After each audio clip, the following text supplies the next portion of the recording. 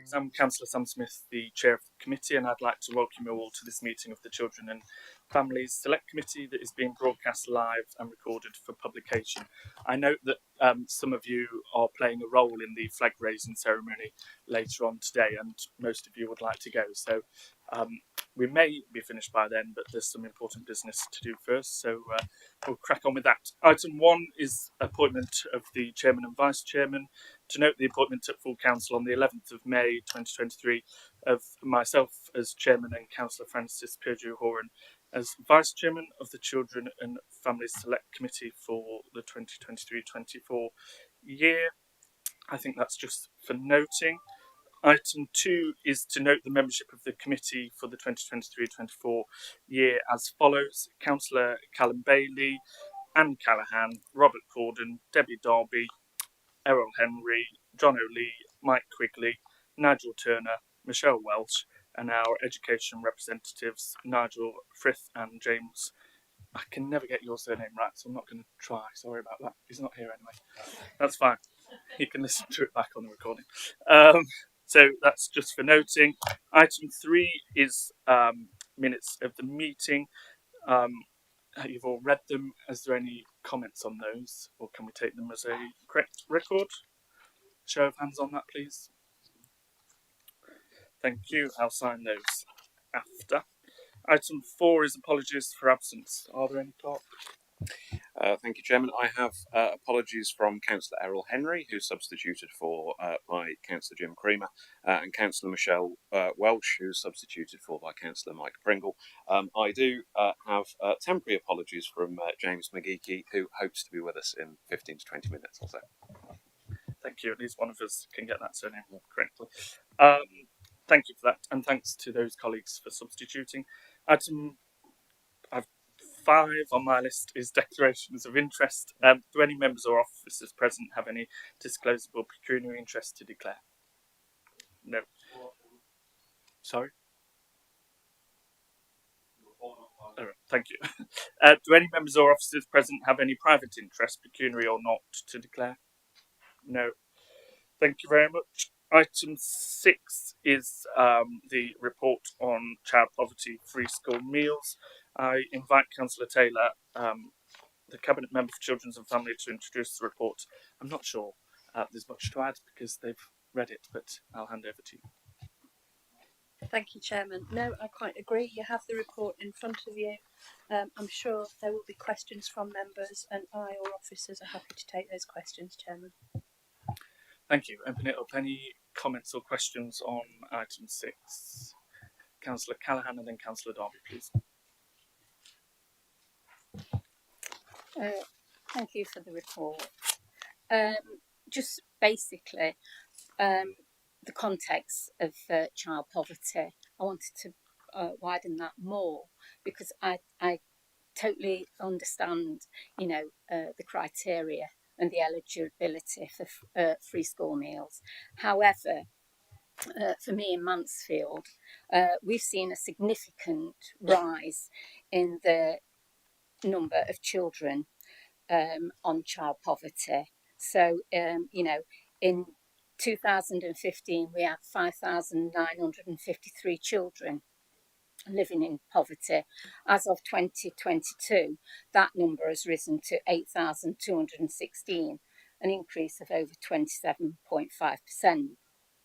Latest child poverty figures, according to the Child Poverty State, that 29% of children in the UK are living in poverty, 33% of children in the East Midlands live in poverty.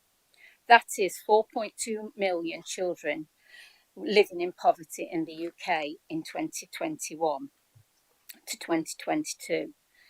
71% of children live in poverty in households where at least one adult is working. And that's where I'm concerned as well, because I've had lots of parents say they actually don't meet the criteria or the threshold for free school meals.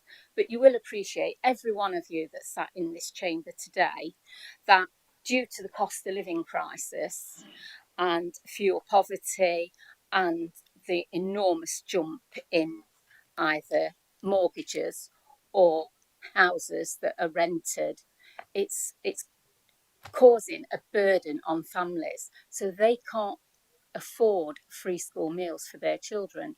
A lot of them are sending their children with pack-ups. Again, that's okay if you can do that, but a lot of the children, and if you're familiar with schools, a lot of schools, when you're on sandwiches, you sit on a different table to when you're having a school meal. Lots of these children get upset because they're not socialising with their friends at lunchtime. So that's causing some friction and some problems again for a lot of families. And I'm talking about Mansfield, and I'm sure it must be the wider context as well for people in this room. So again, how are we supporting these children? You know, as a county council, you know, are we working with our districts and boroughs as well to get those figures and to see how we can support not just children that come under the criteria, but a lot of families who don't. And it's not just about families in work or out of work, it's all families throughout my district. Thank you. Thank you, Councillor Callaghan, for those questions. Councillor Taylor or Colin or whoever. I'll take that first, Chair, but I will actually look to you for guidance, because whilst I fully understand the points that Councillor Callaghan is raising, I'm truly not sure how we can link them to the report that we're supposed to be considering before us today. I don't have the levers to step into the shoes of the DWP, and I do think that the conversation Councillor Callaghan is posing is in that space and not in respect of free school meals. Yes, I take the point that the thresholds for free school meals are set by the government rather than the local authority. But to the wider point of what we can do to assist people, did you say about assisting people to qualify for them? That might be a wider point where the council can help. I don't know. There isn't anything that the council can do that will change the qualifying criteria, if that's the question. So again, I'm not sure what I can offer that would answer Councillor Callaghan's question. The criteria are the criteria. So I'm not sure what else I can add. Councillor Callaghan, do you want to? Well, maybe as a county council, then we could push the central government to change some of that criteria, whether we've worked with other district boroughs, counties, or whatever within the United Kingdom, to say actually in 2023 this criteria is not good enough, because we are failing lots of children that actually do need support. Lots of families do need support. And we can't just say, well, I can't change the criteria. There must be something that we can lobby for to change that criteria. And I do appreciate it is about what's in your report, Tracy. So I'm not trying to take that away, but I'm just saying there are a lot of families that are really, really struggling and really desperate. And, you know, like in the report, it says, you know, we can get some of this information. You don't actually say where from, but I would say probably it is through the DWP. And I would probably think it's, you know, from children who are working with the family service, because they will have that information. But not all families come forward, so we don't always get that information. Thank you.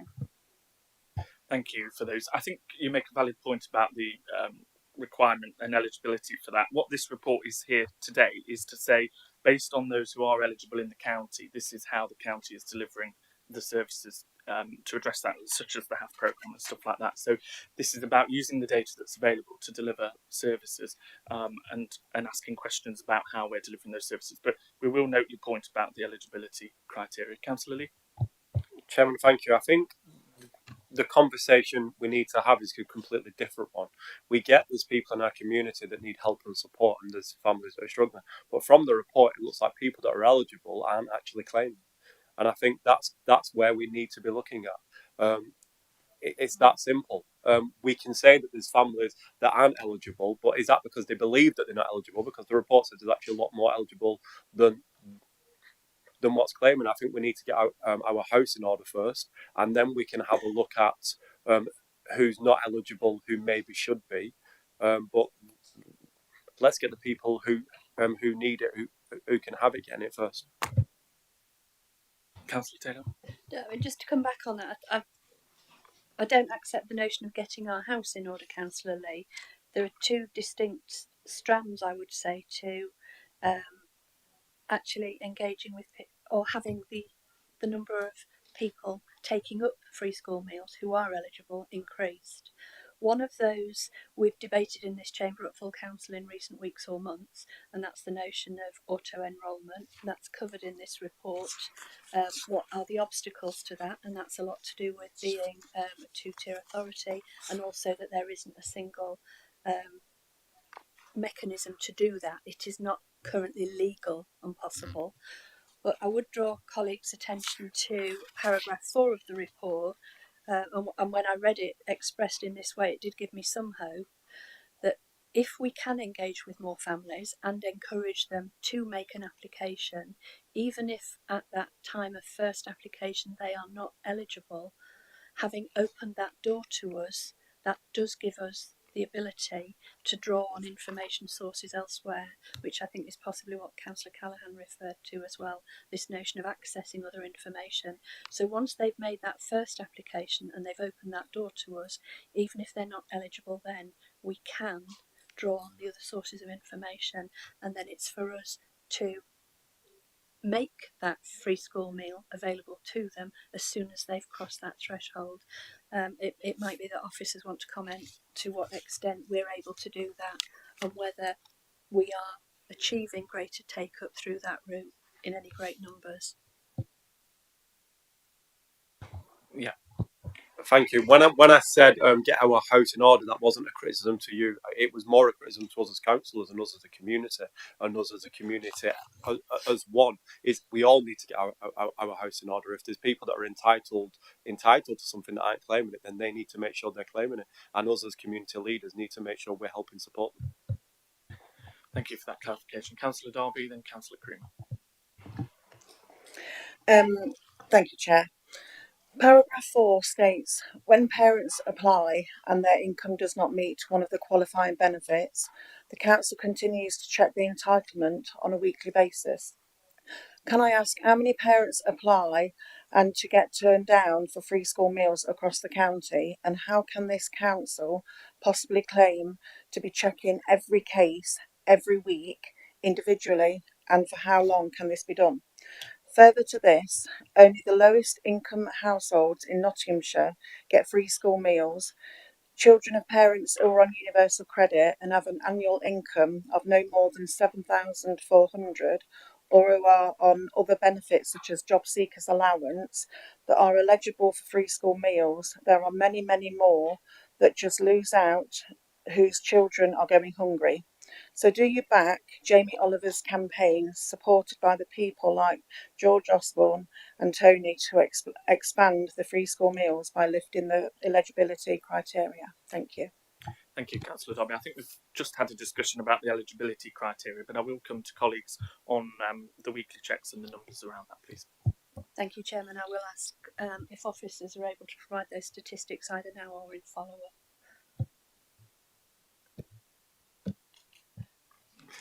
Who knows what's going on with the buttons today. Hi, thank you, Chair. I can't provide numbers now, but I can certainly do that afterwards. In terms of the weekly checks, because it's run through an ICT-based system, once an application is made for eligibility, it stores that information, it automatically checks the systems for any change on a weekly basis, and will flag up any pupil who's eligible for free school meals, and that automatically goes through the portal to the school, who is then able to facilitate that. So it's that ability to have it automated that enables that to happen, as opposed to a reliance on council officers going in weekly and doing individual checks, which would clearly not be manageable. Thank you. Thank you, Councillor Dobby. That's a really helpful question, and we'll get the stats later on. Thank you. Councillor Creamer, then Councillor Bailey, please. Thank you, Chair. Page Right, page 14, item 15, the auto enrolment. I'd just like to know if there's anything happening at the moment, actually contacting the districts, etc., and getting our counterparts informed. It does mention that work would need to be done, and I'm just wondering, has that work actually started to identify where we need to identify in the various districts the right people? And if it has started, how far has it gone? And if it hasn't started, when is it starting? Thank you, Chair. Thank you, Councillor Creamer. Councillor Taylor. Yeah, thank you. Again, I'll ask officers to comment. Again, making the stressing the point that there are some things we can't do because we are a two-tier authority. We can do something about raising awareness. We can't seek information that we're not entitled to have. But I will ask officers to comment, to respond. We can certainly get some information on that, but just to reassure you, we do have District Council representation on the Nottinghamshire Child Poverty Group, so that's where we can have some discussions and take some of that forward. The Food and Security Network as well also has district councils on it, but we will take away that specific query around the free school meals and the eligibility, the automatic process. Thank you very much. Councillor Bailey, please. Thank you very much, Mr. Chairman. So just a question on paragraph 5. I know in the second sentence says, at the key transition points, information shared with parents advise them on how to apply for free school meals. Just for clarification's sake, could I ask what those key transition points are for the county council, and if any consideration has been made to essentially widening out those points of contact for people to be made aware of the application process? Councillor Taylor. Thank you. I take those key transition points to be stages on a child's journey through schooling. So I'm not sure to what extent we can widen it out other than. So when is it that primary to secondary, or is it year to year? So year 7 to year 8, for example, is that a key transition point? Or is it just secondary, it's primary to secondary? So I'm wondering if you could actually extend that out. That wouldn't be a key transition point by definition. My understanding is nursery to primary, primary to secondary. It could also be infant to junior, where you've got a split school. But again, I will ask officers just to confirm that I'm not misunderstanding. Thank you. Yeah, key transition points are infant to junior, first admission into school, primary to secondary transition, because those are points where parents would and carers would be applying through the council's admissions process. However, there is social media publicity as well to capture some of those families who are not going through a transition point. And currently there's a migration to a new portal, and that will bring with it additional publicity as that goes live, which isn't restricted to transition points, but goes out to all parents and carers. And I would add, Chairman, if I may, I take the point about expanding information about the need to apply, and I think that is what's being done. We've said in here additional promotion is being considered for the start of the new academic year, and we've had conversations previously about raising awareness generally. I think the key within this paragraph is showing that at those key transition points when a child may be moving from one setting to another, that's the point of formal sending information with them, so that they don't cease to have something which they've had elsewhere. Yeah, but the notion of raising awareness is part of what we've been trying to do. Thank you both. Councillor Pringle, please. Thank you, Chairman. If I can ask, because I read some shocking information produced by the Trussell Trust, and parallel to what members have brought to the attention of Councillor Taylor, is very much the demand for data and information and sharing between each other to get specific categories and qualifications of people who are in need. Are we not in a position now? And I get presently you're restricted for the information you get. I understand that, but I think we all recognise that there's been a surge in poverty within families. We know there's been a surge in child poverty.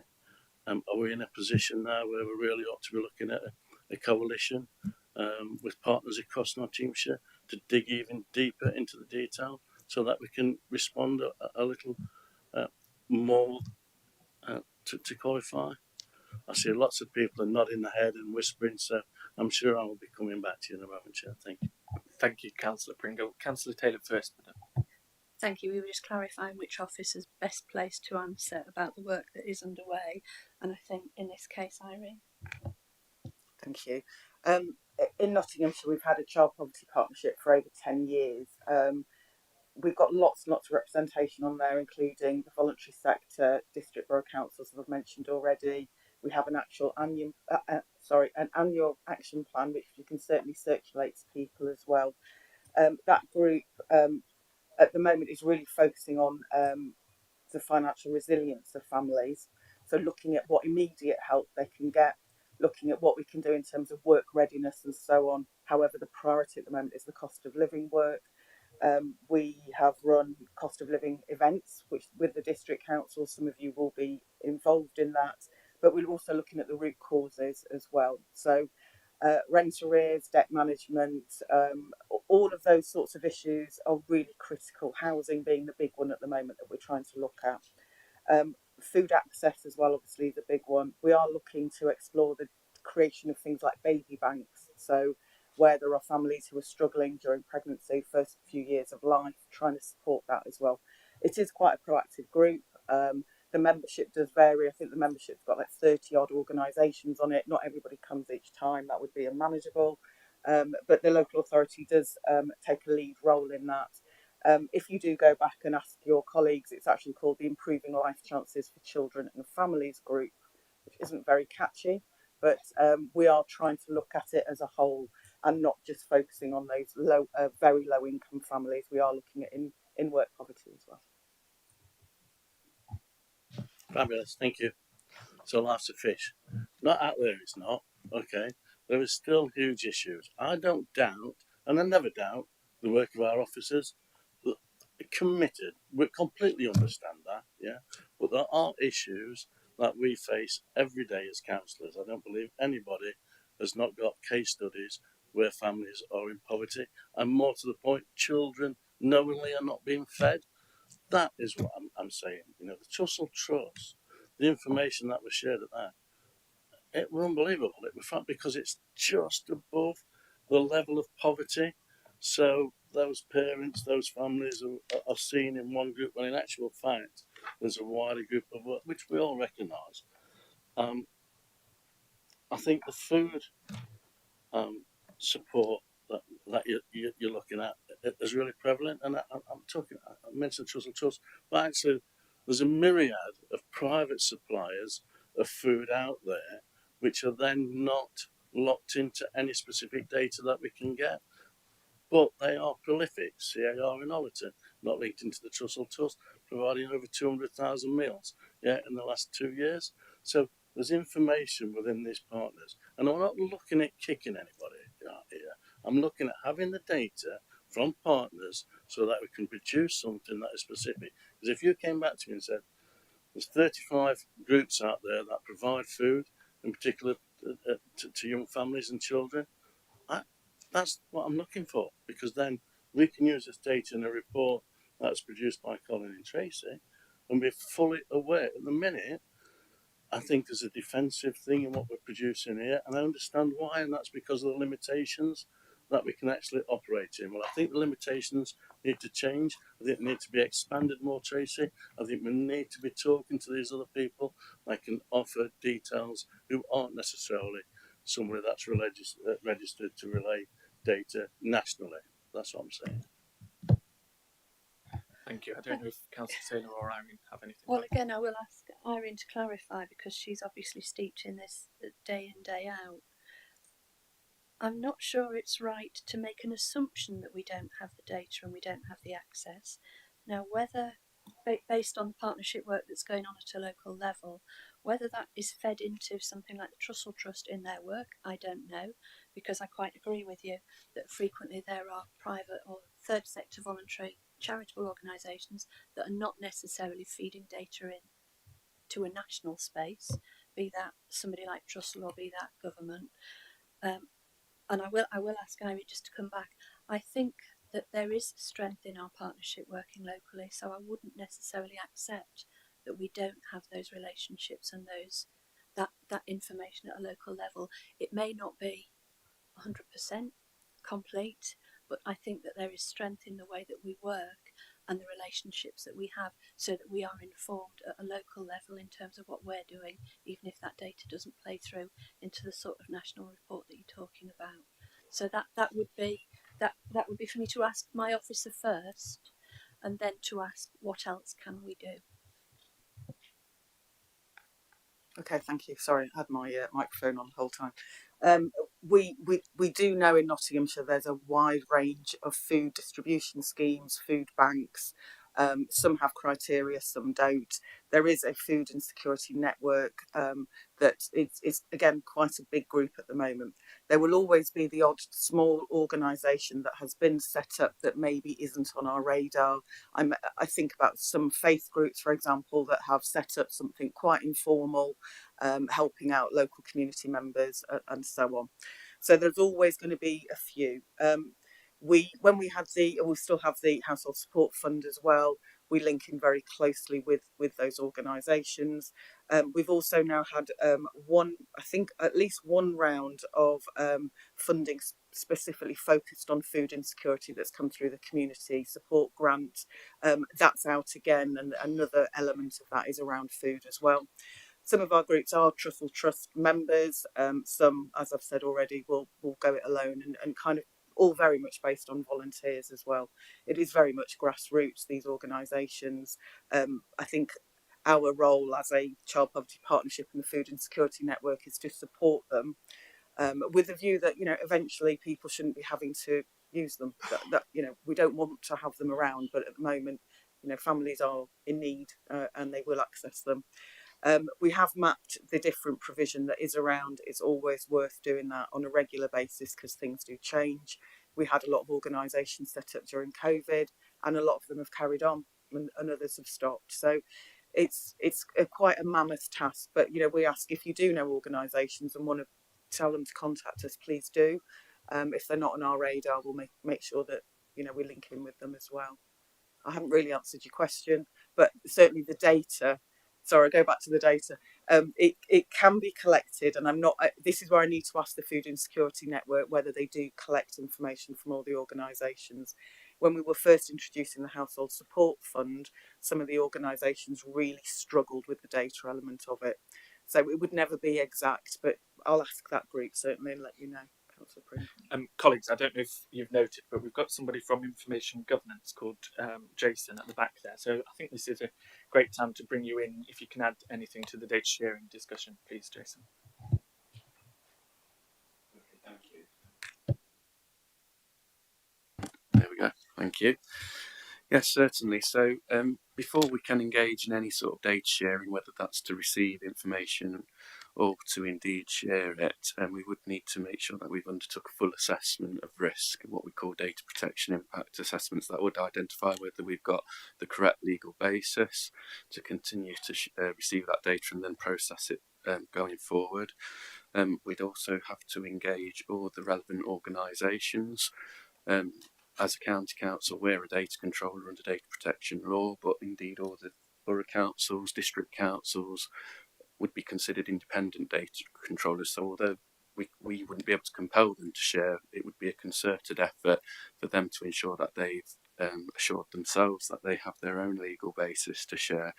And beyond that, we would just need to ensure that we are being fully transparent with our citizens too. And that all our citizens or our data subjects are aware of how and when we're using data and the purposes for that too. Thank you. I hope that was helpful, Councillor Pringle. Yeah, thanks for that. And I could do you out of a job immediately, by making sure there's no child in poverty.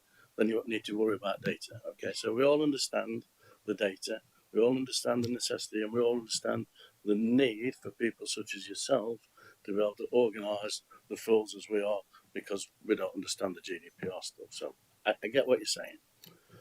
My point is that could we and I'm going to change my question now because of what's been said, if that's okay. Could we in Nottinghamshire have a partnership group, which will probably be the majority of the groups that you already deal with, that highlight those, and I think there would need to be some work with schools on this, that highlight those who are just above the poverty level, not receiving the availability of FSM or any other poverty sources, but who are likely to be our next client should we have an issue outside of our control. But the relevance is that these people are still relevant residents within Nottinghamshire, so invariably would come to us for support. Councillor Taylor? Yeah, and again, I will ask officers for their thoughts, but my first reaction, my first thought is it doesn't necessarily take another partnership or another group. I think what you're asking for is the reassurance that the data that the group that we've got collects identifies a particular, call it cohort. I think what you're asking is for scrutiny of a certain data set so that we know what's coming down the line, as opposed to the need for it to be another partnership group. So I suppose again I pass to officers to say, within the partnership we've got already, what information do we gather and glean, how do we use it, and with what we're doing already, would that identify these next people with more focus, which I think is what you're asking for. Thank you. I think my response to it is, if only we could collect the data. If I'm honest, we can collect data about people that are on benefits. I think as soon as you're not on the benefits, they're not on a DWP list, and that's where we really will struggle to collect that data. But it would be useful. I agree with you. So I'm not sure what we can do. I can certainly go and ask colleagues, but the answers I'll probably get are from DWP, from our welfare rights team here, but they're more about queries around welfare and so on. We could ask our citizens advice colleagues for things like, how many contacts, what sorts of queries are you getting? And that's the sort of information that we do collect as a partnership. It isn't the information that Jason referred to, which is that child and family level information. It is population data. So out of 100 people that access citizens advice this week, 90% of them were around housing, 2% of them. That's the sort of level of information we get. To get into a more granular level, I think we will struggle with. We can look at super output areas. Again, it's population data rather than child level, I'm afraid. It's food poverty. I'm really sorry. It's food poverty more importantly, because the people and the families that I'm talking about invariably have paid the rent, have managed to pay for some electric, have managed to live, so they're just above it. It's the food poverty for the children, which scares me to bits. And there shouldn't be a member in this room that's not frightened of it, because we all face it every day. So I don't doubt your efforts. I know how hard you work. I know the restrictions that you're under, Tracy. It'd just be lovely if we could have another layer of really these people are living on the borderline. If they don't qualify for what we can offer, perhaps then we need to look into the future as something else to be able to support them in some way. Thank you, Chairman. I'm sorry for changing my question. I'm talking too much. No problem. Thank you very much. Thank you for that useful dialogue.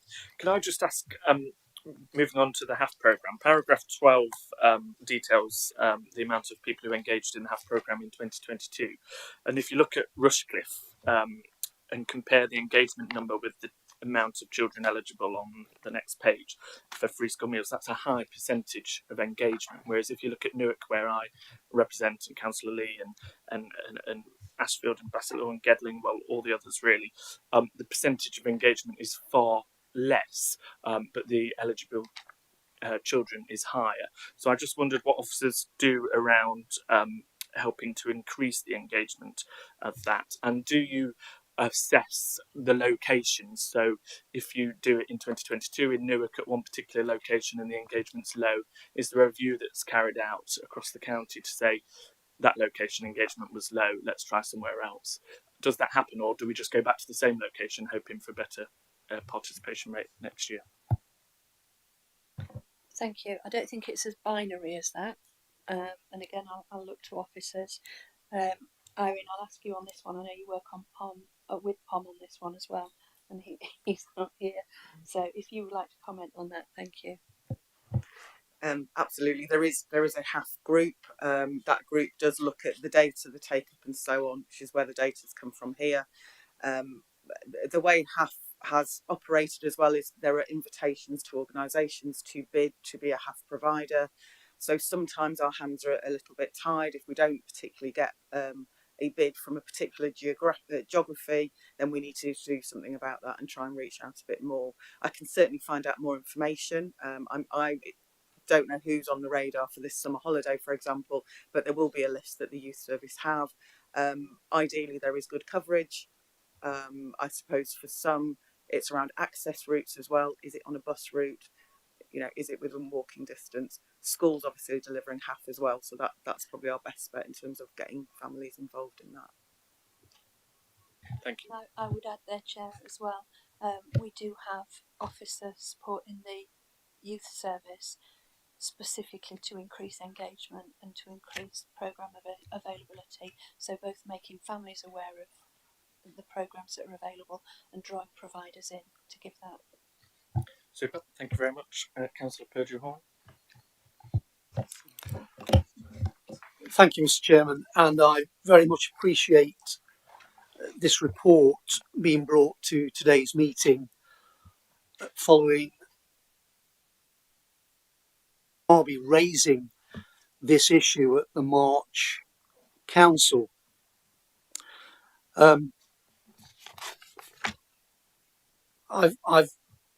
I've read the report, and I'm still puzzled why there seems to be a difference between the approach of ourselves and at least one other council, Sheffield, which we mentioned in the motion in March, who seem to have a different interpretation of the data protection rules. Now, my understanding of English law, and I'm not a solicitor, but it is notoriously vague and largely relies on interpretation.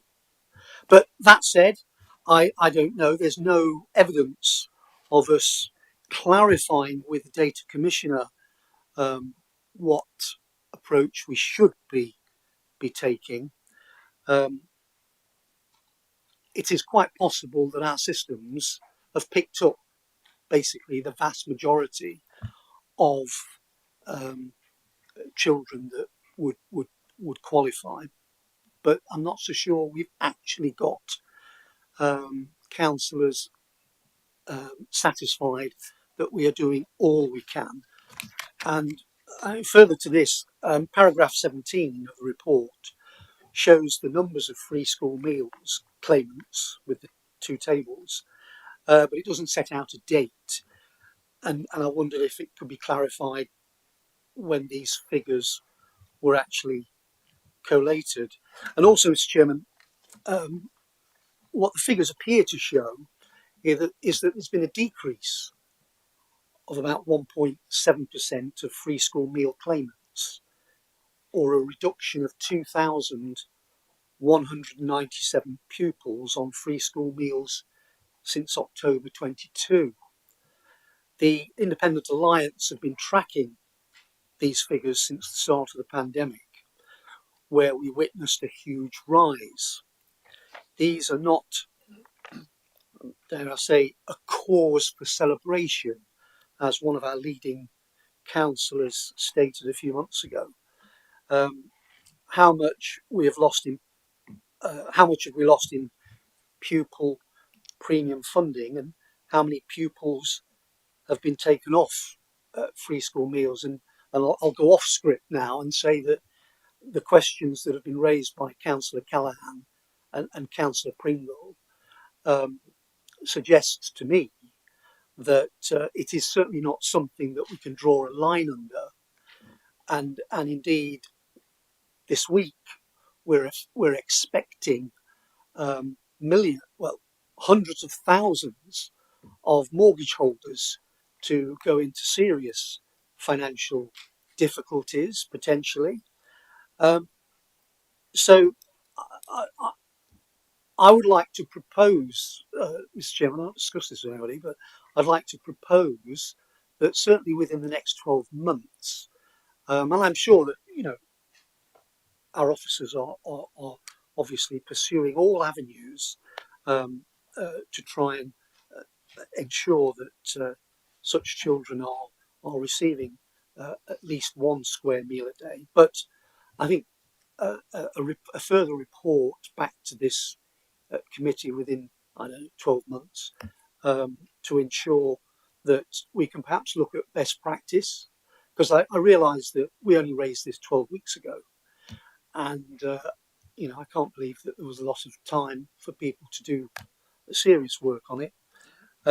Best practice with other local authorities, obviously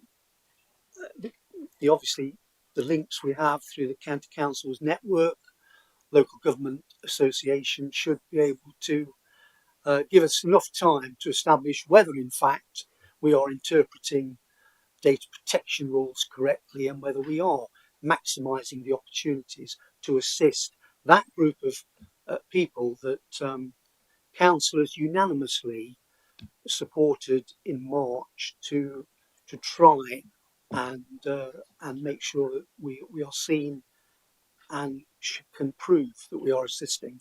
Thank you. Thank you, Councillor Pedro. Just on the data, I think paragraph 17.1 says that it's from the October 21 census, free school meals. I'll come back to colleagues on the further points. Councillor Taylor. If I may, Chairman, I'll start with a request from officers for clarification, whether that's data management or whether it's Peter. This isn't a question of misinterpretation of the law or two separate interpretations. As we've already said, the council that Councillor Purdue-Horan refers to, I believe, is a unitary council, and I think when we've looked at how they are approaching this, they're still having to do it on the basis of permissiveness. So even though they hold two different data sets, which in our case is held by two-tier authorities, this is still a permissive process. So it is quite clear to me, unless that officers correct me, and I'm willing to take that correction if it actually helps us, but it seems quite clear to me that there is no legal route to auto-enrolment for us at the moment.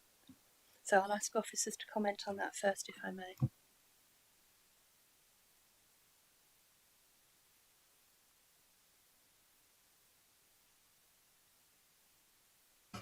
Apologies, the red button again. I'm sure information guidance will come in, but it certainly is a process of permissiveness and requiring the consent of a parent or carer in terms of running the eligibility checks. I think if there was a way to do this and administer it, it would be beneficial, of course. And I don't think any officers would be pleased to do so.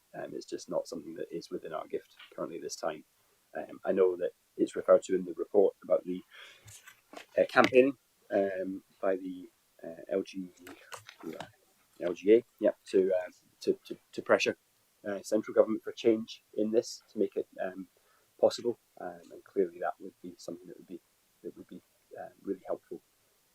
In terms of the challenges that we have, I'll pass over to information guidance, please. Okay, thank you. Yes, indeed. I mean, the two-tier system shouldn't effectively be insurmountable, but as I said earlier, it is ultimately on other data controllers to work with us and for us to work with them to provide assurances from both perspectives that the correct legal basis is in place. That may not necessarily need to involve consent, but that's why we would have to do the full assessment to identify what the constraints are. There would be some other considerations to have to take into place as well. Obviously, we would have to work with any sort of central government organisations, but ultimately, as a data controller, we can't compel any other data controller to share with us. So it would just be about ensuring that we can ensure that those other organisations are satisfied, and that the purpose, they would have to set their purpose, which might not at the moment include sharing with the county council. So they would need to assure themselves that they've identified that purpose and that they're being transparent about it. One of the really important things in data protection is about being transparent, and that's not just for us, but that's for all our partners as well. Thank you. Thank you. I think that might be quite useful in line, to join up with the LGA work, but also do that assessment on data sharing. So we'll have that. Councillor Lee, thank you. Chairman, thank you. I just wanted to come back on what Councillor Purdue Haram said. I think he's very brave to admit that he's only been discussing this for 12 weeks, because this committee and our prior committee have been discussing this for many years. And I am going to name check a few councillors that have been discussing this.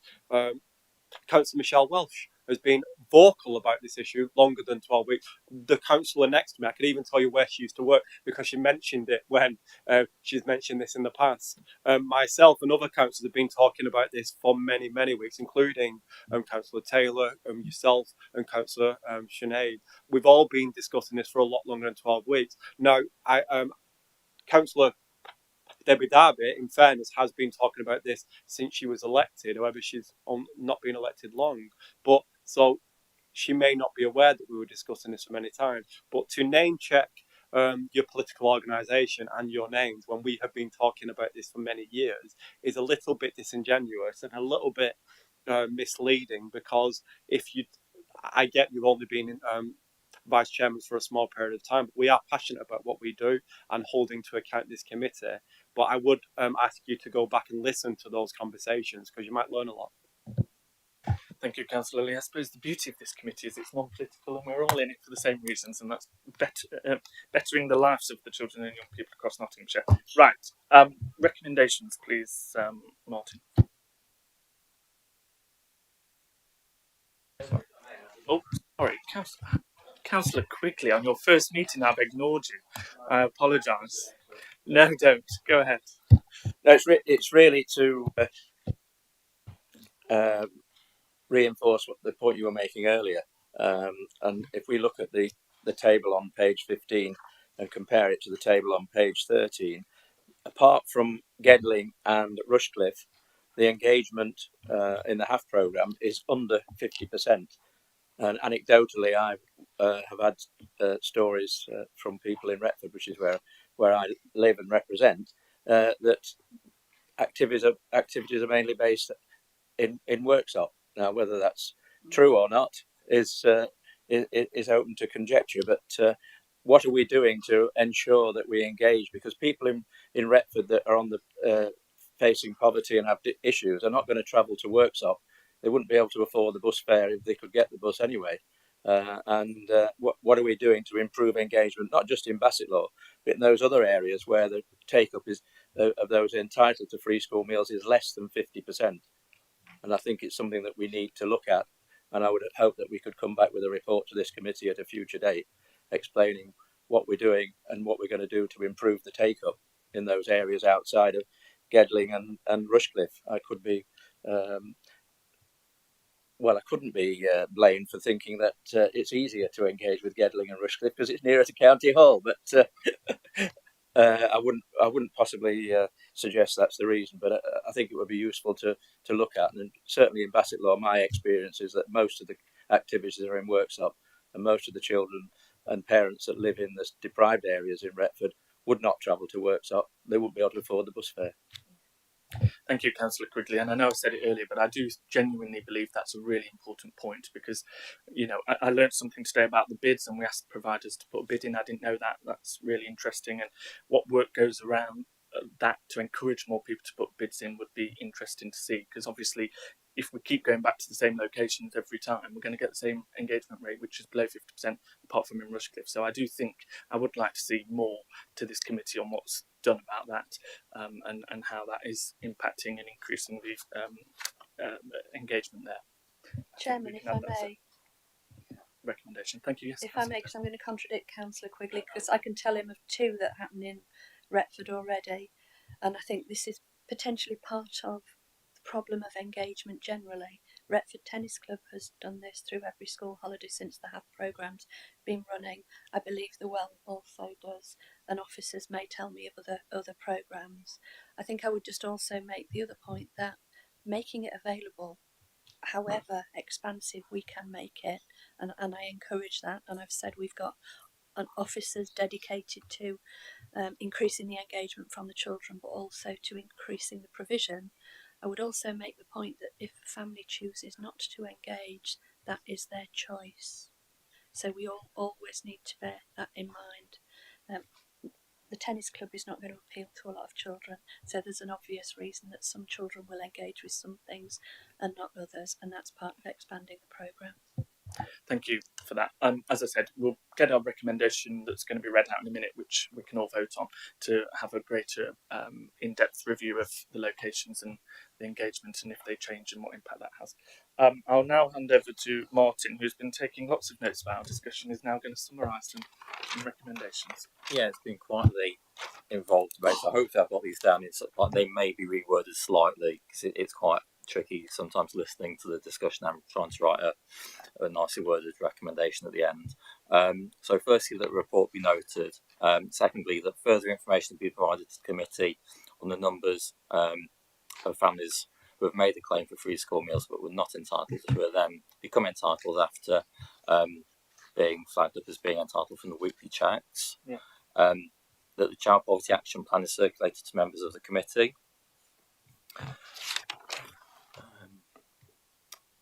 The wording may change slightly more subtly to this, but the Cabinet Member for Children and Families gives consideration to how the Council could potentially work with the district and boroughs to share information to support eligibility checking for free school meals.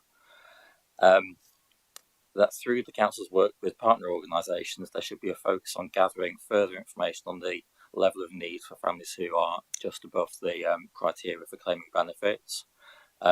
And then just to give a little bit of openness, that the chairman and vice chairman of the committee give further consideration about the best way for the committee to look at how the council could improve engagements with families about holiday activity fund activities. So that gives the option. We could bring a report back to committee, or we could do it as a short review outside of the formal meeting. So that's why it's been worded like that. Thank you very much. I'll move those recommendations.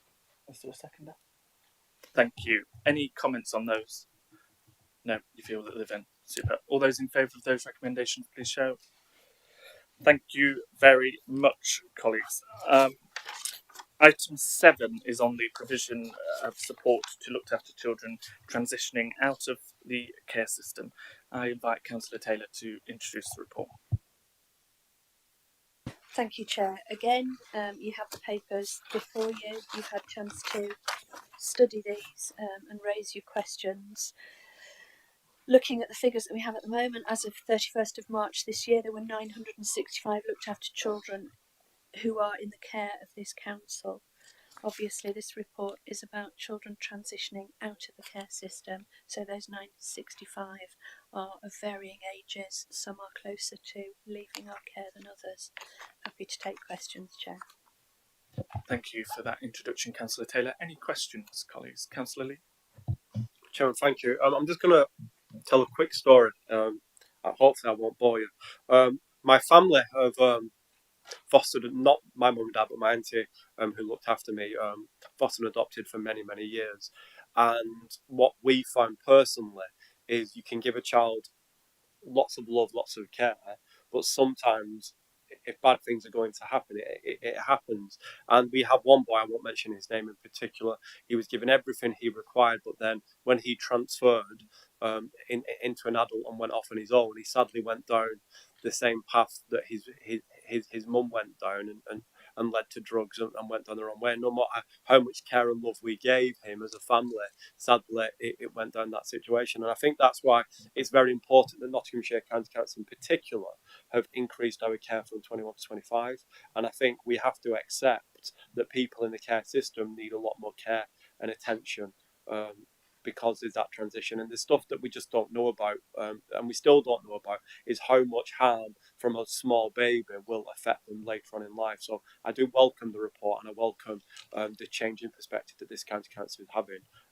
Hopefully that will help. Thank you, Councillor Lee. Councillor Callahan? Thank you. I'd just like to draw your attention to page 29, paragraph 24. Obviously, in 2023, the council approved a motion determining that it would treat care experienced young people. What language are we using? Because then it says support care leavers. Are we using support care experience? Because we said it was going to be a protected characteristic. So I just wondered if we were doing that throughout this report. It's a bit the language that you're using. That's all I'm picking up on. Thank you.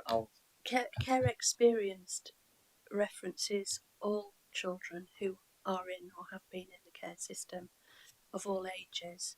Care leavers are also care experienced. Yeah. So younger children will not be care leavers, but they are care experienced. Older children are both. Yeah. So I suppose it's not, to me, it's not an inconsistency of language. It's relative to the age and the point in time that we're talking about a young person. Thanks for that clarification. Any other comments? Councillor Percheron? Thank you. The Independent Alliance were pleased to bring a motion in January this year to treat care experienced young people as if care experience was a protected characteristic. As we know, these are some of our most vulnerable people. The appendices to this report details some excellent work being carried out, especially in relation to employability. According to the Department of Education, less than a quarter of young people who are care experienced are in education, training or employment, compared to nearly 2/3 of their peers. Only 6% of young people who've been in care go on to further education, and someone who is care experienced earns on average, apparently, £6,000 a year less than their peers who haven't been in care.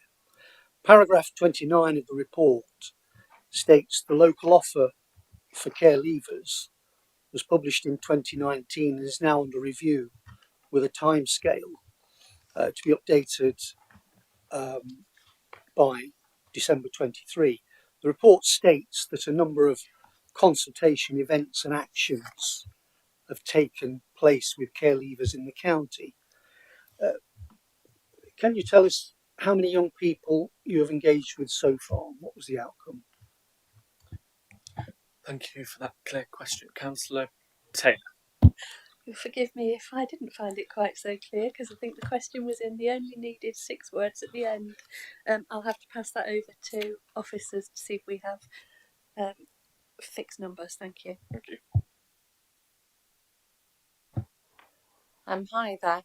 We haven't actually met with the care experienced young people yet. We've made plans to go and visit them in their groups. So, as part of the Children Care Council, there's subgroups of different ages. So we're in the process of writing it, and I've looked at a draft version last week actually. So we haven't met with any young people yet, is the answer to that question, but we have made dates to go and visit them to discuss what we've written so far.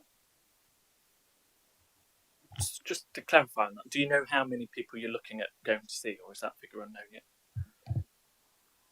I haven't personally been to the groups. I'm not sure. I'm looking around if anybody else has. I presume there's about 10 or 20 young people that go to the smaller groups. I've only ever been to the Children Care Council, so it'll be my first time. So I'm sorry, I don't have the exact figures. No problem. Thank you.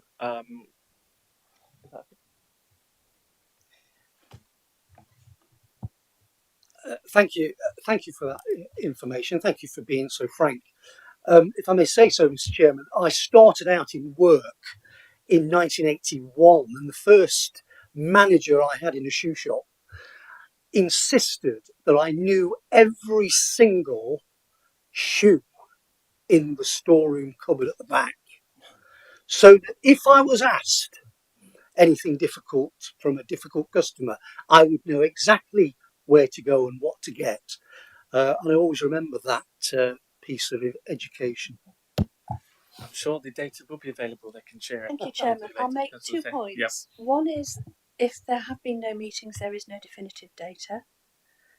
And 2 is, if the meetings are yet to take place, we know that there are groups at what I would call primary, secondary and post-16 age that are in our children in care groups, and a collective children in care council. Those children are there because they choose to be there. They attend from one meeting to another meeting by their own choice. They will choose to engage with officers or they will not.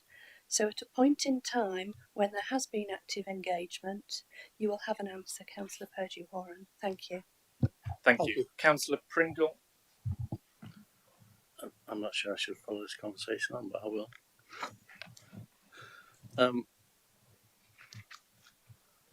With reference to paragraph 23, the dedicated children and care police officer, that's a great idea. A great idea. Is it enough? No, I don't think it is. However, I say that in reference to what most members will remember. Councillor Alan Rhodes, who was the LGA advocate for the county lines issues. A lot of these children are captive, potentially, within the county lines group.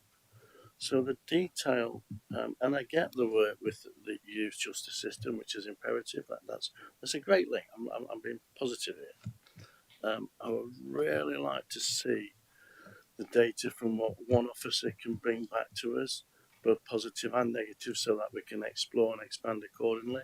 I think it's a positive way, but I think there's a long way to go for us.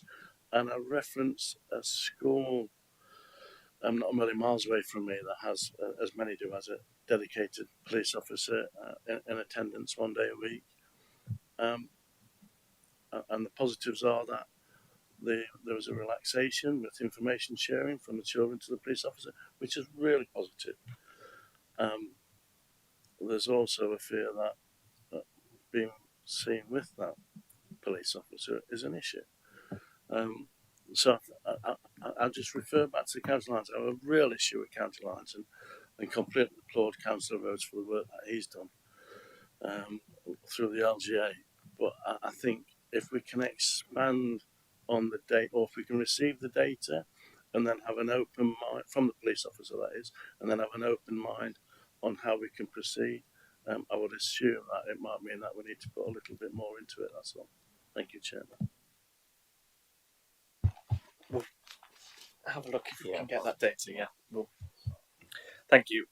Councillor Quigley and then James. Thank you, Chairman. My wife and I were foster carers for many years, so I speak from experience, and I think it matters not, and agreeing with what John O'Lee said earlier, that if the damage has already been done and there is a mental issue, it will surface sometime in the future. We did keep one of our charges till he was 21, even though he had the option to go. He was on a protection order till he was 18 anyway. But when he got to 18, social services said, did he want to leave or did he want to stay? And my point, or the point that I'm trying to make, is I think we should encourage youngsters in care when they reach the age of 17, 18 to either remain with foster carers or some other form of support, rather than letting them go into homes or fend for themselves. Because I think at that age, even though they are technically adults, they are not mature enough to look after themselves, and they do tend to stray off the beaten path and do things that they shouldn't be doing. So I would encourage that we do all we can to encourage foster carers to look after the children and young people for as long as they can. and certainly into the 20s if they've not gone off and done something else. Thank you. I don't know if colleagues want to say what we're doing about that. Yeah, and I don't know, Colin, you might want to say something in a moment. Completely agree, Councillor Quigley. I would not have been very comfortable if my children had walked out the door on their 18th birthday or shortly thereafter. They're still living at home. I might have a different view these days. but in all seriousness, having seen them grow from 18 into their early 20s, they are still young people who are developing. And that is true of the children who've been in the care system as it is of children who've stayed with their birth families. So I see that vulnerability in young people extending beyond the age of 18 as they mature and find their own way in the world. I think that the fact we're speaking of this as transition and leaving care, it is not sort of the policy or approach of this council to actually move children through at age 18, but the offer that we have for care leavers kicks in as they're approaching 18 and is available to them until we fulfil our statutory duties at age 25. So we do have mechanisms for supported care. You'll also be aware that because of the national regulations, to have a child staying in foster care beyond their 18th birthday can mean that that's one foster place that's no longer available for an under 18. So there's work going on in terms of our conversations and our approach, as well as with LGA and some national conversations, so that perhaps families who are willing to keep children beyond their 18th birthday can also still go on to foster younger children as well. So that notion of being able to do both, which isn't particularly covered in the current frameworks, but that we're working towards and lobbying about. But I will ask Colin, I think, to come in just on the whole. Thank you, Councillor Taylor, and if I may, through yourself, Chair, cover a number of points that have just been made by members of the committee. First of all, I could pick up on the police officer who looked after children. That role is as much about changing the behaviour of adults around the children in care as about changing the behaviour of the children in care. So one of the things that we know that some children's homes, independent sector and otherwise, have had a history of is about the criminalisation of children, so that when children behave in a children's home in the way that they might behave in Councillor Taylor's home in the past, no doubt, Councillor Taylor, that rather than dealing with it in a home, as a home should, we know that in the past there's been phone calls to the police to come down and that children have found themselves criminalised for behaviour which one might describe as the behaviour of an adolescent, truculent or not, and therefore that police officer has a role about changing both their peers and their colleagues' behaviour around looked after children, and also the providers' behaviour around that. So to clarify that. Picking up on Councillor Quigley's point, that I think there's an agreement. Indeed, that agreement is supported by both the Josh McAllister review, around loving homes, and also the couple of government policies, staying put, which is encouraging children to stay with their foster carers under a different arrangement beyond their 18th birthday. And we've seen numbers of that increase year on year. The report does, and as always, you can never find the data that you're looking for in a report when you're looking for it. But I know that the report does acknowledge the significant increase in the number of care leavers or previously care experienced young people who are attending university, and that's something to celebrate and acknowledge.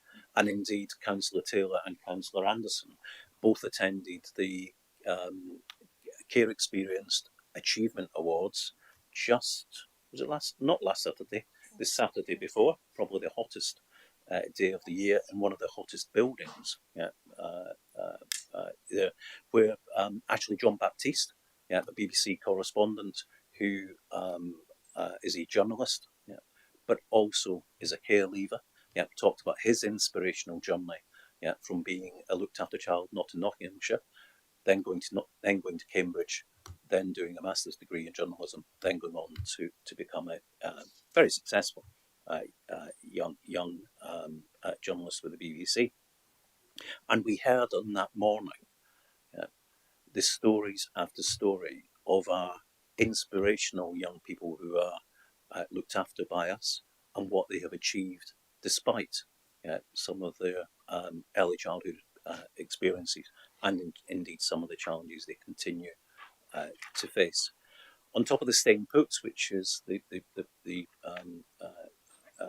policy around children remaining with foster carers under a different arrangement beyond their 18th birthday, we also in paragraph 26 refer to the staying close and connected policy direction and our achievement actually in securing additional funding that will support children and young people as they go into their kind of early adulthood. I've finished by saying that when we're due to be inspected in this area, probably in 2024. Our last inspection was in 2019. The inspection before that was in 2015. I'll read out what that inspection in 2019 said about our care leaving service. At the last inspection, so this was the inspection of 2019, in 2015, Nottinghamshire was judged to be good across all service areas except for care leavers. Good practice has been maintained for children in care and the care leaver service has been transformed. I would encourage, and indeed we were looked after, previously been looked after. I, like everyone else in the room, I'm looking at my phone and thinking, I hope that's not me. I don't think it was. We will ensure that all members of the Select Committee are invited to the next Achievement Award, in probably a year's time, and would welcome to see and would look forward to seeing, more members of this committee, to see that it is inspirational. I'll finish there. Thank you for those detailed responses. James and then Councillor Lee. Thank you, Chair. I was actually going to pick up on some of those points that Colin's just addressed and say that there are a number of the initiatives that are in the report are highly effective and do make a real difference to young people who are care experienced. Speaking from a school's perspective, one of the biggest correlators between for success, indicators for success for a care leaver is the ability to succeed in the world of work afterwards or training. And as school leader, it was our priority to ensure that every young person, but particularly those who are care experienced, had the very best careers, education, information, and advice. What I would like to ask really is it possible to increase the resource to that area so that all care experienced youngsters receive additional support to that which is available to their non-career care experienced peers? Because at the moment, as officers certainly will know, that programme of careers education is a requirement of the national curriculum all the way through. But I suspect that in many settings it's underinvested in the earlier years, but that's when the aspiration can be generated in young people who are care experienced and who, by and large, suffer with not having that aspiration in their lives. So it's just to highlight the value of the initiatives that are currently in place, noting that some of the wording is that around the report says things like some care experienced youngsters access this. It'd be great if we could aspire that they all get access to that, and we can really work to increase the funding and the resourcing to the in-school provision to support care experienced youngsters. Thank you very much. Councillor Taylor? I could be misunderstanding the question in its ending. I'm not sure that we can increase it in school. And I will look to officers to clarify how we go about things at the moment.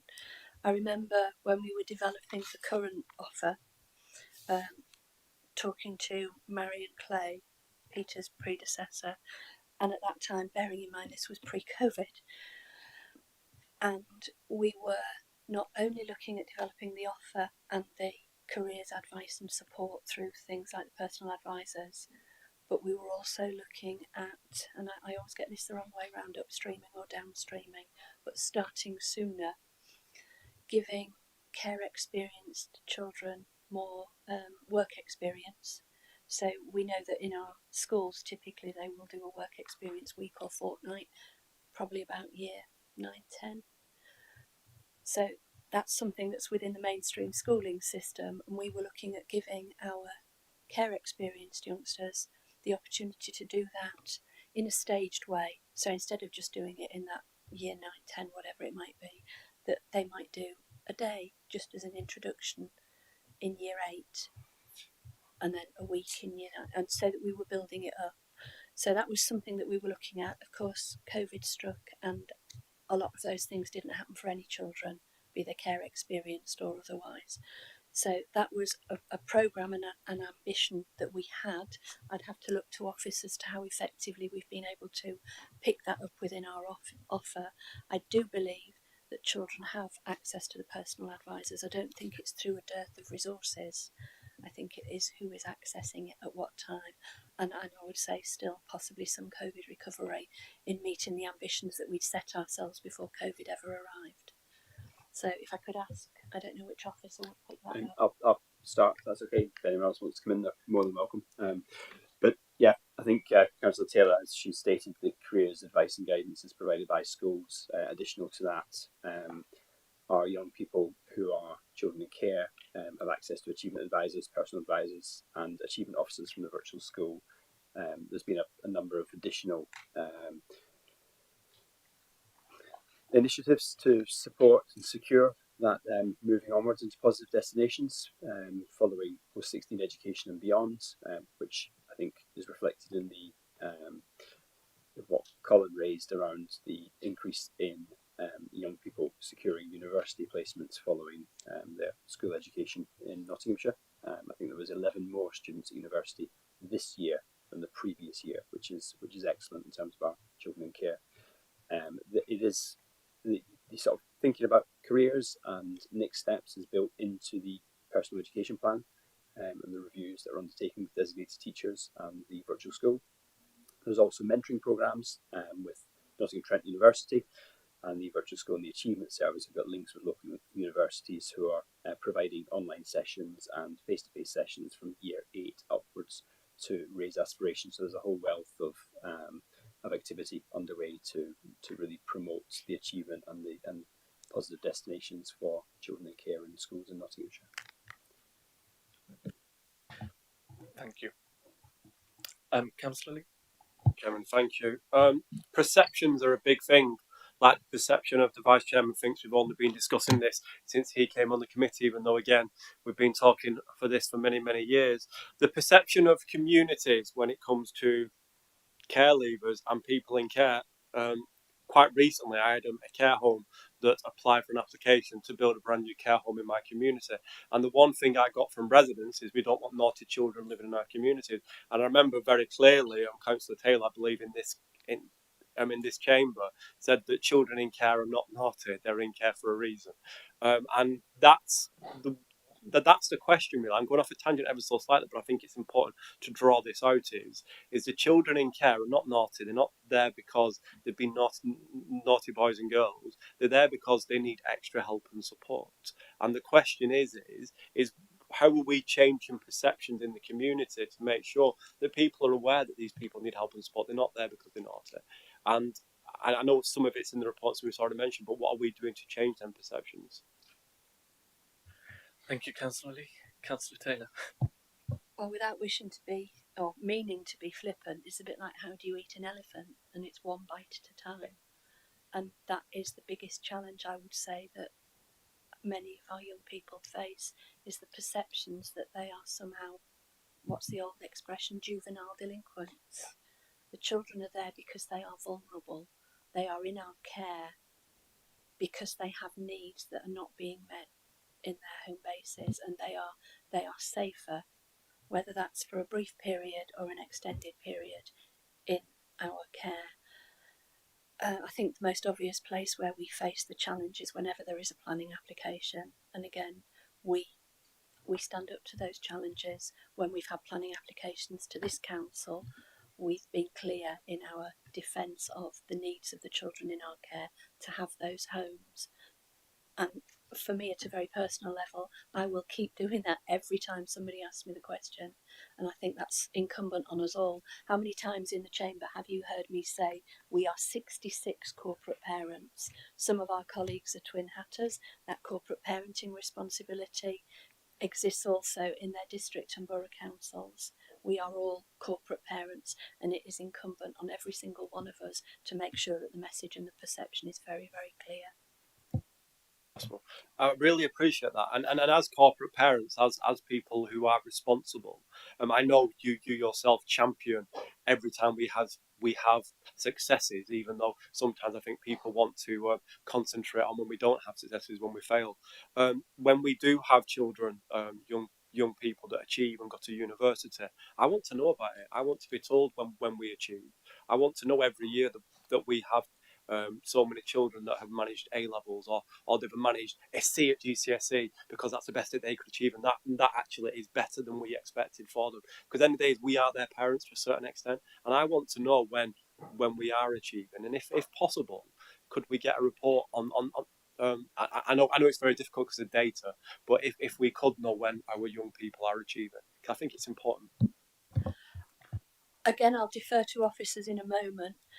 This is one of the changes of the committee to cabinet system. That data does exist, that reporting does exist by virtue of the virtual school. So the virtual school tracks the achievements and the educational journey of our young people. The question is where that report comes, and it may go to another place now, but I don't see any reason why it couldn't be seen by committee members. So if I can just ask officers to clarify where that report goes these days. Hi there. I believe that report goes to the corporate parenting panel. There are a number of reports that the virtual school provides, and they have an annual report. They have a year 12 and 13 destinations report as well. There's no issue with those reports being made available. Thank you. And not to double on the debate and discussion around that, that data could just be shared with committee members here once it's been to corporate parenting panel. I think we can. Chairman, I need to leave it. I apologise. Thank you, Councillor Lilly. Nigel, please. Thank you. I'm going to ask a question simply because I don't know the answer. It's always a good reason to ask a question. It's how many children who are looked after children are from minority ethnic communities, and is there a corresponding emphasis then on finding advisors and mentors who are also from those communities? Because it's going to be vital for those young people that they see faces like them. If they're to be given aspiration and hope into the future, they have to believe that people with a similar background to their own can succeed. And sometimes it's just through seeing those people. And that's underpinned by the reality, as we all know, that looked after children need relationship. They need that acceptance, that sense that there's someone who gets them, and the profound difference that even one person at any point in their life can make on these young people can't be overstated. So really my question is about those from minority ethnic communities, and whether there's a corresponding strategy to make sure that they see people like them who they can relate to on that level. Thank you, Nigel. Councillor Taylor first. Thank you. I think it's probably important for us at the moment to recognise that there are probably almost two groups of children who you would say are from minority ethnic communities, and they will be from our Indigenous population. But we're also seeing a rise in unaccompanied asylum seeking children. So I think there are probably two approaches to trying to deal with that, because the needs of those respective groups are different in themselves by virtue of the experiences that they have had. I don't know which officer would want to respond on how we're approaching. Sophie, thank you. Hi. We always have tried to match foster carers with children of similar ethnic backgrounds, and the same within residential care homes. will encourage sometimes recruitment from particular ethnic groups to because we're well aware that children need role models and positive role models.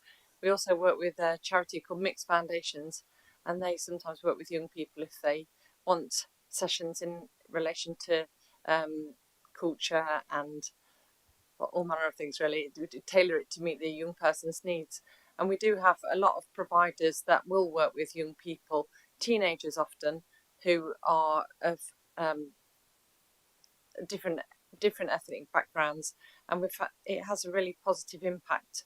I'm talking generally, and I'm thinking off the top of my head of specific children that we're working with at the moment, and it really does have a good effect if they have a positive role model. And sometimes I listen to that particular worker from the residential home rather than anybody else that's worked with them for a long period of time. So I can't tell you exactly the statistics, but I could provide that in another report, because we do, as Councillor Taylor said, we do have a lot of unaccompanied asylum seeking children. So it's quite difficult to, if you look at the overall figure, it skews it a bit really without separating it out.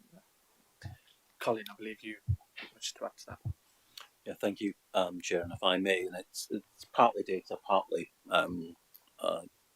qualitative intelligence, I guess. So we've got about 70 looked after children out of the 950-ish. Yeah, looked after children who are unaccompanied asylum-seeking children.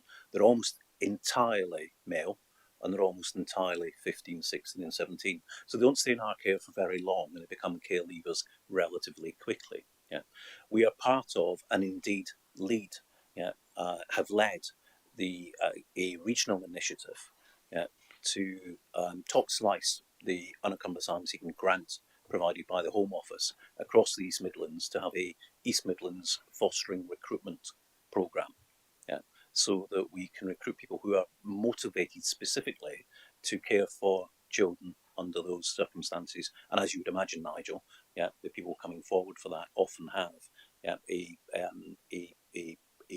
backstory of their own experience of that too. Up until 2 years ago, we organised ourselves for children who were unaccompanied asylum seeking children coming into our care to be allocated a social worker. Yeah, and that would be allocated on the basis of which social worker has got the caseload that would allow them to take that child that came in on that occasion, at that date. Yeah.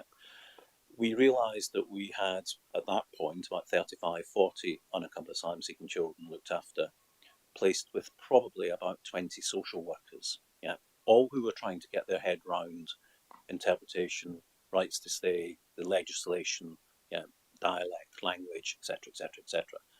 We've now invested through the Home Office grant and through a decision of the cabinet member into an unaccompanied asylum seeking children social work team, which is smaller, but they have a caseload only of, and they build up that expertise and that rapport, and understanding.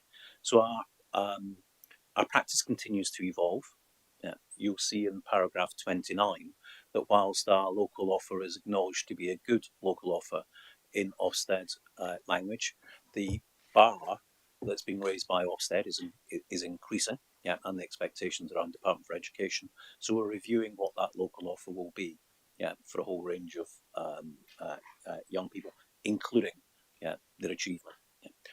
What I would say is our experience, and it feels anecdotal, we need to build up the data, is some of the young people that arrive through a route of being an unaccompanied asylum seeking children are some of those young people that go on to achieve some of the most remarkable, life-changing stuff around achievement, employment, etc.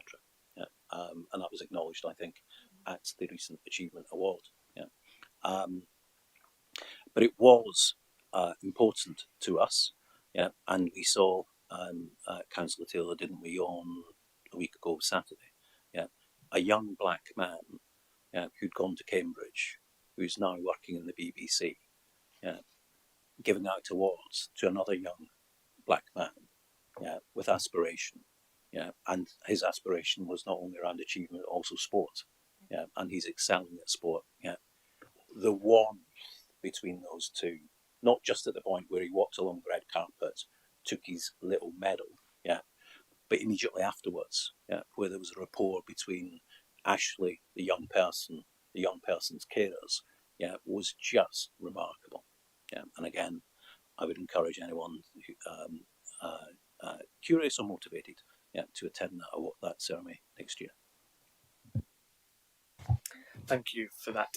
Just before we move on to the recommendations, can I just ask about paragraph 17? It's great to read about the achievement service and all the partners we've got in that for children in care to attend employability briefings. It says many young people. I don't know if you have a percentage on that or not, but it'd be nice to hear it if you did. Can I just ask how successful these employment briefings have been, and what work's going on to expand the links? So I see we've got links with John Lewis, East Midlands Airport, Amazon Boots, etc. Is there any work going on to expand those links?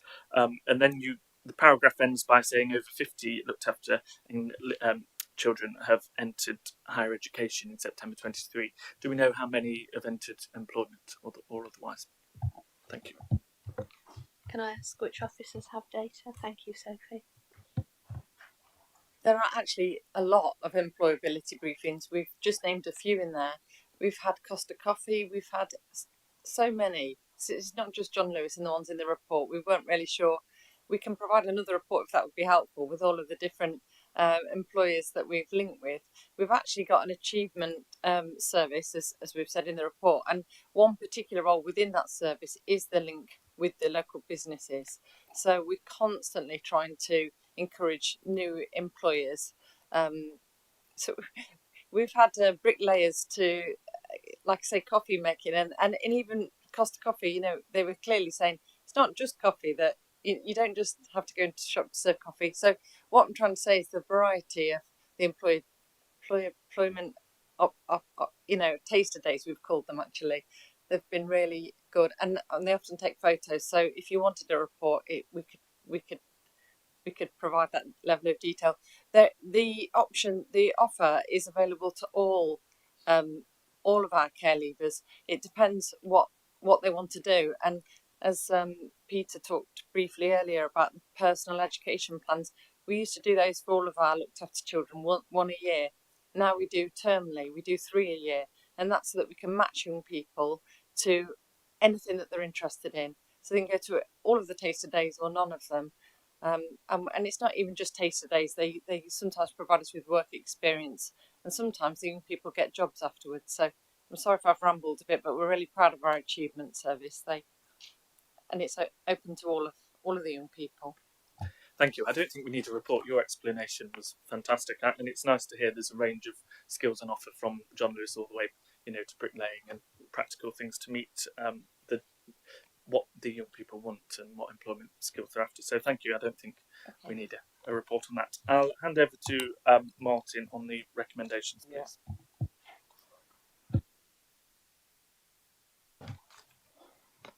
Firstly, the report we noted. Councillor Pringle, would you be okay just read, because I kind of missed what you were looking for. Was it with it was through with county lines and information sharing with the police? Yeah, Colin's already mentioned the fact that the police obviously engage with the families and the parenting of these. So any report back to support and understand what the process is for the police officer, I think we're really positive. I'll try and get into some kind of wording, but it's really getting a bit of understanding about the work that's going on with the police to make sure that the police aren't how they handle those cases where they've been called out. Yeah. Brilliant.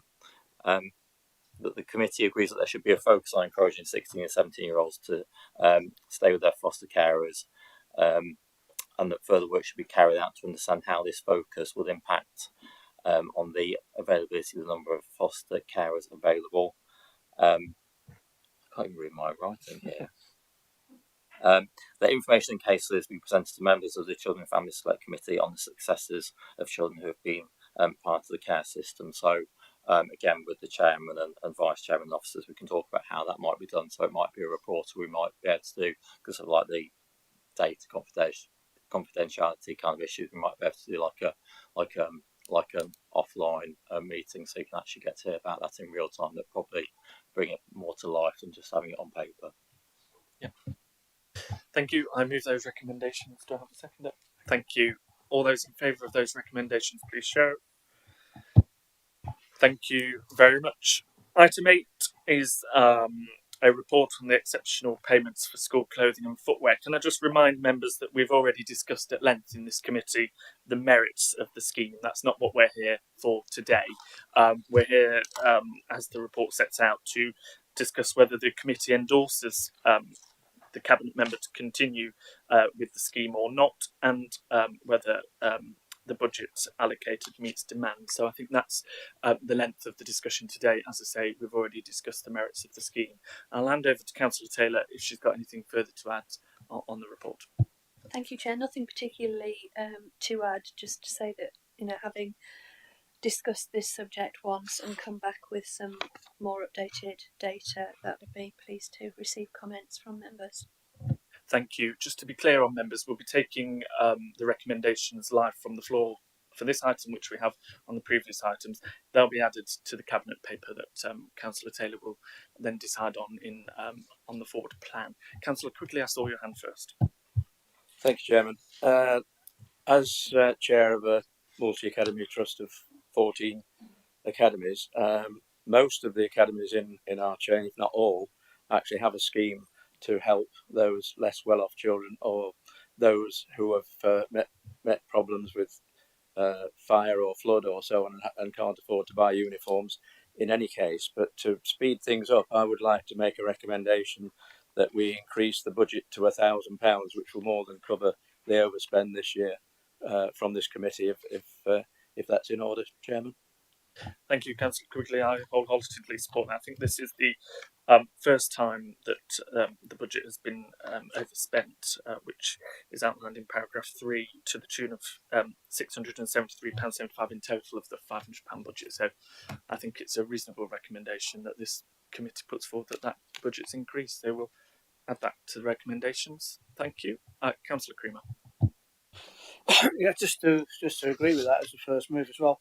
It mentions in here that the maximum would be £50. So at that, there's only about 13 people had it, and I'm assuming that everybody got the maximum just because of the actual price of clothing now. If there's an emergency, whatever the merits of the scheme has been discussed, as you said, but the actual replacement of school clothing with clothing that has to be identified can actually be extremely expensive, especially on a family that's in crisis for whatever reason. So I'd have no hesitation in actually supporting £1,000 and perhaps have a report perhaps in the future about whether the scheme's criteria could be expanded. And I know that's a debate in the past, but I think it ought to be had again in the future.